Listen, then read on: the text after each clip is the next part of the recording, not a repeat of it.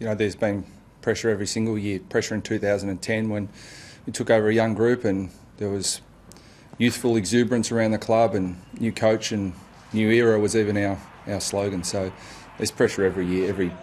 Every club puts probably more pressure on themselves. Every coach and player puts more pressure on themselves than people do externally. So no more than usual. The icing on the cake doesn't come, but it doesn't matter. North Melbourne, a famous victory in its way. And my overriding feeling was that it was a season of significant improvement. Previous year we had really struggled with the best teams in the competition, and certainly in 2011 we struggled with the top four. And last year we challenged everyone.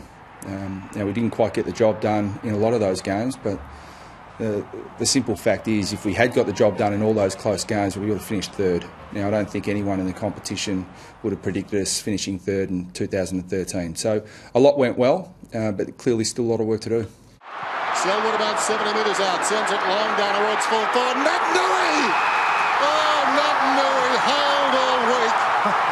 Brad Scott said he couldn't believe it. And we're still looking to play a really up-tempo style of football because it has been really successful, and we've really put the best sides in the competition under pressure, and we want to continue to do that. I think that the challenge for us is to be able to respond to different game states, which we clearly didn't do last year. But unfortunately, you can't snap your fingers and get that done immediately. You need some experience, and our players are a lot more experienced this year, and we've brought in some experience with Del Santo and Nahas as well. So I think we'll be better placed to face those momentum shifts again in 2014. I think that we want to play a style of football that can really work through the best defences in the competition. So that's always been a focus for us. I think that defence is clearly very, very important with successful sides. But if you look back through history, the Brisbane Lions, early 2000s, Geelong, able to attack, but what's underestimated is they had a terrific defence too. So I think Fremantle will certainly aspire to be top four in both attack and defence, and we're the same. But I think if you go too far in focusing on defence, you take away what we're good at. So I think we've got to try and retain what's working for us and fix a few areas, which takes time, unfortunately. But we've worked extremely hard in the pre-season to rectify the issues we had last year. Swallow fell over. Brad's got to have grave concerns. He's in a lot of distress. You'd be hoping the calf would go, not the Achilles. Yeah, he's going well. I mean, he started doing some overground running now. He'd previously been running only on the Alter G at a reduced body weight. So I think that's a really good sign. And now it's a matter of not putting an absolute return date on his return to play AFL footy, but it's ticking the boxes on the way through. So now that he's actually running, he's doing a fair bit of kicking, he's just got to get that strength in that calf and that Achilles, and we're still really hopeful we're going to have him for the second half of the year at least, and he's certainly hopeful of being ready a lot earlier than that. Obviously I hope he's going to be ready for round one, but I think for all North fans out there, I wouldn't want to get their hopes up too high, because he's our captain, he's an extremely important player, his long-term health and future is the absolute priority for us. So we won't be pushing him back before he's ready.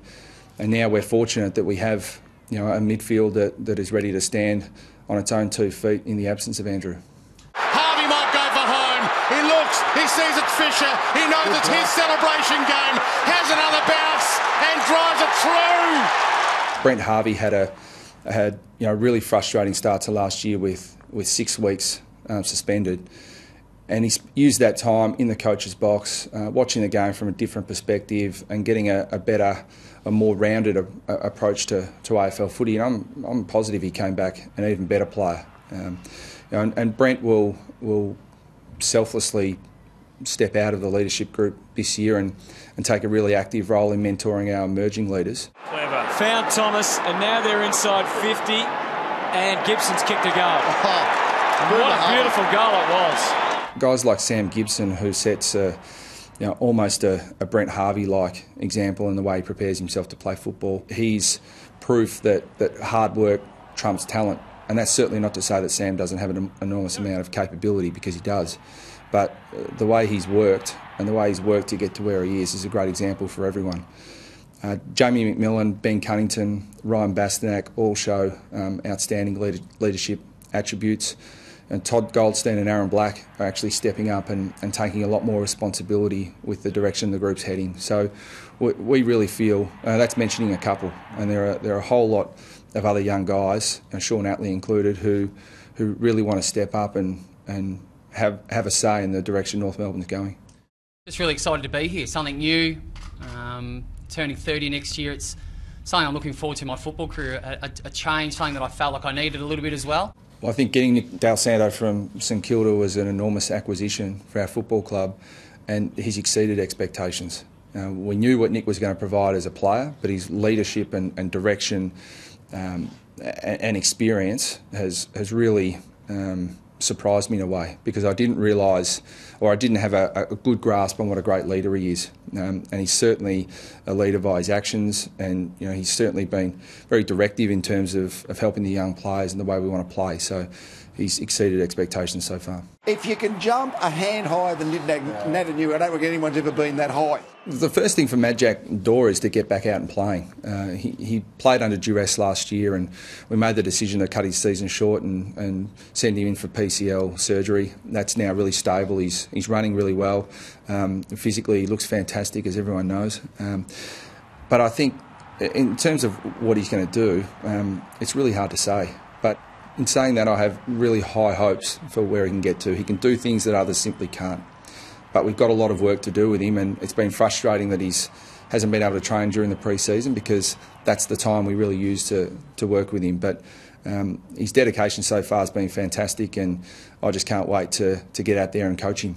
It's critical that any given Sunday concept it applies to AFL footy, and that every supporter feels their team's a chance of succeeding in the immediate or short-term future. So I think it's a good thing.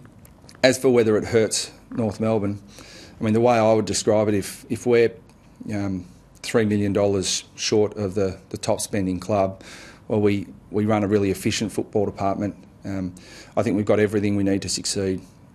We certainly don't pay our staff to the level of some other clubs, but I would back our staff against any other club.